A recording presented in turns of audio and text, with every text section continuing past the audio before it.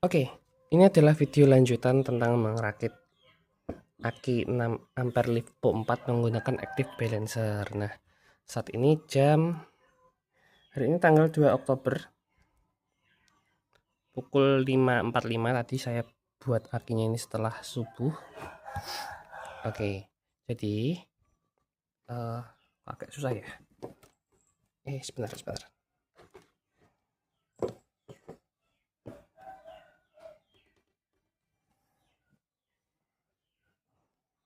Oke, gini aja ya. Nah, kita ukur lagi pakai alat multimeter. Agak susah, kita tempel seperti biasanya saja.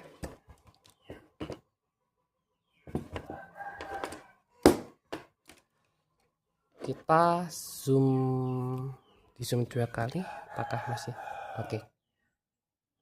Kita zoom 2 kali ya. Nah, ini adalah aki atau baterai yang sudah terhubung sempurna dengan active balancer. Nah, untuk sel baterai pertama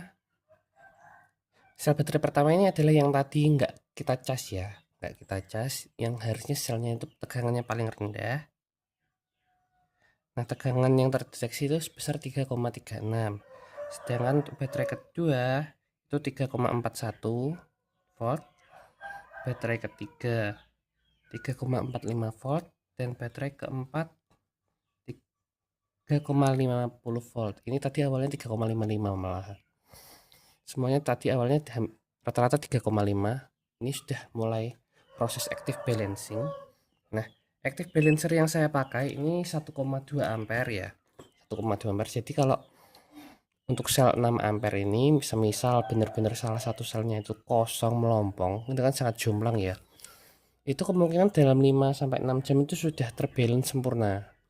Malah nggak sampai karena 1,2 volt itu 1,2 ampere itu cukup besar untuk balancer. Nah, ini ketika apa ini namanya ya? Ya itulah.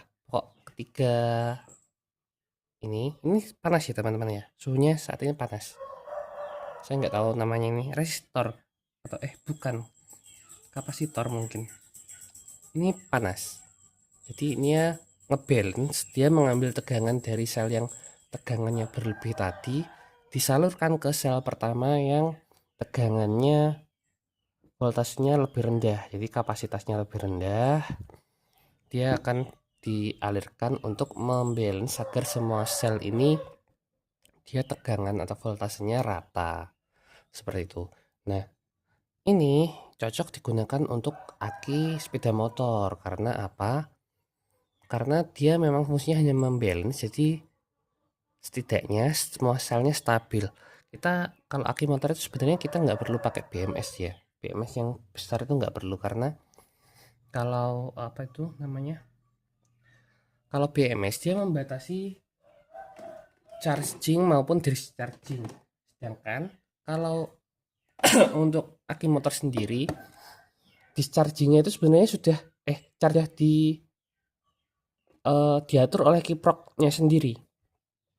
Kiproknya itu sudah sekalian mengatur discharging. Jadi kalau kalian pakai aki tanpa BMS itu sebenarnya sah-sah saja. Hanya saja yang pertama kalian cek, wajib kalian pastikan adalah apa itu namanya, kiprok motor kalian itu sehat walafiat. Jangan sampai kiproknya bermasalah, karena kalau kiproknya bermasalah ya aki kalian nggak cuma baterai LiFePo 4 ya. Kalau kalian pakai aki pun, kalau kiprok motor kalian bermasalah, aki kalian pun akan soak, akan jebol seperti itu. Nah, kalau kiproknya normal, dia tegangan pengisian yang dialirkan kiprok itu masih di bawah batas maksimal pengisian baterai LiFePo 4. Jadi baterai LiFePo 4 kalian nggak mungkin terisi sampai benar-benar overload, itu nggak mungkin, karena memang batasan kiprok, daya kemampuan isi kiprok yang normal itu di bawah kapasitas 100% atau maksimum LiFePo 4 ini, seperti itu. Nah, kita akan sambung videonya nanti. Kita tunggu nanti sore ya. Kita nanti sore akan kita selanjutkan videonya, apakah dia sudah terbalance atau belum. Oke. Oke, ini baru jam 7.27 ya. Ini tadi sebenarnya sudah saya cek pas setengah 7. Ternyata tegangannya sekarang baru saja juga sama. Jadi ini nggak perlu tunggu sampai sore. Ini sel baterai pertama yang awalnya paling rendah tegangannya, saat ini tegangannya sudah naik ke 3,36 volt. Sel baterai kedua 3,34 volt. Sel baterai ketiga ke 3,37 volt. Dan sel baterai keempat ke 3,39 volt. Nah, ini kapasitor atau resistornya ini sudah tidak panas ya soalnya. Jadi proses balance-nya sudah berhenti saat ini karena oleh balancernya dianggap ketimpangan selnya itu masih dalam batas wajar. Jadi active balancer ini benar-benar berfungsi ya teman-teman ya. Jadi kalau kalian pakai buat di aki motor ini sangat cocok karena dia ngebalance-nya jangan sangat cepat. Dia kan balancernya 1,2 ampere.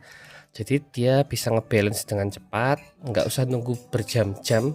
Ini tadi sekitar setengah jam saja sudah balance berarti ya. Oke, sekian video tentang active balancer.